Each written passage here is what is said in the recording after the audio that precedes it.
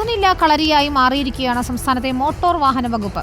എന്താണെന്നല്ലേ, പുതിയ transport commissioner A Akbar ഇതുവരെ ചുമതല ഏറ്റെടുത്തിട്ടില്ല. ഗതാഗത മന്ത്രിയോടുള്ള അതൃപ്തി മൂലമാണ് എ അക്ബർ വിട്ടുനിൽക്കുന്നതെന്നാണ് സൂചന. അതിനിടെ അഡീഷണൽ ട്രാൻസ്പോർട്ട് കമ്മീഷണർ പ്രമോദ് ശങ്കറിന് പൂർണ്ണ ചുമതല നൽകാൻ നീക്കവും നടക്കുന്നുണ്ട്. കഴിഞ്ഞ 8-ാം തീയതിയാണ് ഗതാഗത മന്ത്രി കെ.ബി. ഗണേഷ് കുമാറിന്റെ ബ്ലാക്ക് ലിസ്റ്റിൽപ്പെട്ട എസ് ശ്രീജിത്തിന് പകരം എ അക്ബറിനെ പുതിയ ട്രാൻസ്പോർട്ട് കമ്മീഷണറായി സർക്കാർ നിയമിച്ചത്. മന്ത്രിയോട് പോലും ചോദിക്കാതെയായിരുന്നു സർക്കാർ തീരുമാനം. ഉത്തരവിറങ്ങി ഒരു മാസത്തോടടുക്കുന്നു. പക്ഷേ എ അക്ബർ ഇതുവരെ ചുമതല ഏറ്റെടുത്തിട്ടില്ല. കഴിഞ്ഞ 23-ന് ചുമതല ഏറ്റെടുക്കുമെന്നാണ് കരുതിയിരുന്നത്. ബിജു പ്രഭാകരന്റെയും എസ് ശ്രീജിത്തിന്റെയും അനുഭവങ്ങൾ കൺമുന്നിലുള്ള അക്ബർ മന്ത്രിയോടുള്ള അതൃപ്തി മൂലമാണ് ചുമതല ഏറ്റെടുക്കാത്തതെന്നാണ് സൂചന. ട്രാൻസ്പോർട്ട് കമ്മീഷണർ സ്ഥാനം അക്ബറിന് താൽപ്പര്യമില്ലെന്നും വകുപ്പിൽ തന്നെ അടക്കം പറച്ചിലുണ്ട്. തലപ്പത്ത് ആളില്ലാതായതോടെ മോട്ടോർ വാഹന വകുപ്പിന്റെയും പ്രവർത്തനങ്ങൾ അവതാളത്തിലാണ്. ദൈനംദിന പ്രവർത്തനങ്ങളും തകരാറിലായിരിക്കുകയാണ്. മന്ത്രിയുമായുള്ള റിവ്യൂ മീറ്റിംഗുകൾ നടക്കുന്നില്ല. പൊതുജന പരാതി പരിശോധിക്കാനോ നടപടിയെടുക്കാനോ കഴിയുന്നില്ലെന്നും MVD ഉദ്യോഗസ്ഥർ പറയുന്നു. റിപ്പോർട്ടർ, തിരുവനന്തപുരം. അഷിൻ ഡിയാഗോ നൽകും തിരുവനന്തപുരത്ത് നിന്ന് വിവരങ്ങൾ. അഷിൻ, എ അക്ബർ സ്ഥാനം ഏറ്റെടുക്കുന്നില്ല, മന്ത്രിയോട് അതൃപ്തിയുണ്ട്. പക്ഷേ മന്ത്രിയുടെ പ്രിയപ്പെട്ടയാളായ പ്രമോദ് ശങ്കറിന് പൂർണ്ണ ചുമതല നൽകാൻ തന്നെയാണോ നീക്കം?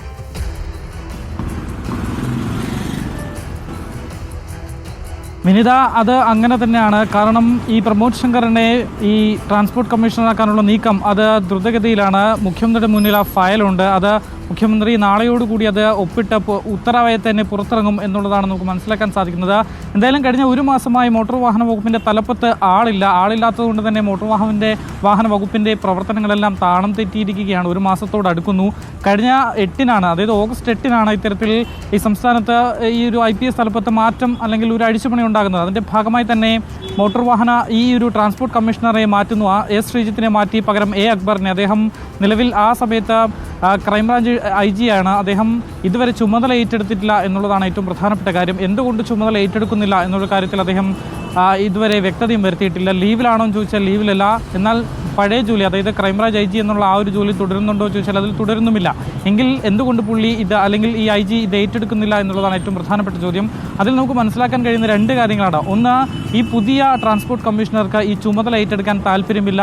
അത് മന്ത്രിയോടുള്ള അതൃപ്തി കൊണ്ട് തന്നെയാണ് എന്നുള്ളതാണ് നമുക്ക് മനസ്സിലാക്കാൻ സാധിക്കുന്നത്. ഈ ട്രാൻസ്പോർട്ട് കമ്മീഷണർ ചുമതല ഏറ്റെടുക്കാതായതോടുകൂടി തന്നെ ഈ റിവ്യൂ മീറ്റിങ്ങുകളുണ്ട്. ഓരോ ദിവസവും അല്ലെങ്കിൽ ഓരോ ആഴ്ച കൂടുന്തോറും ഈ മോട്ടോർ വാഹന വകുപ്പ് മന്ത്രിയുടെ നേതൃത്വത്തിൽ ഒരു റിവ്യൂ മീറ്റിംഗ് ഒക്കെ നടക്കുന്നുണ്ട്.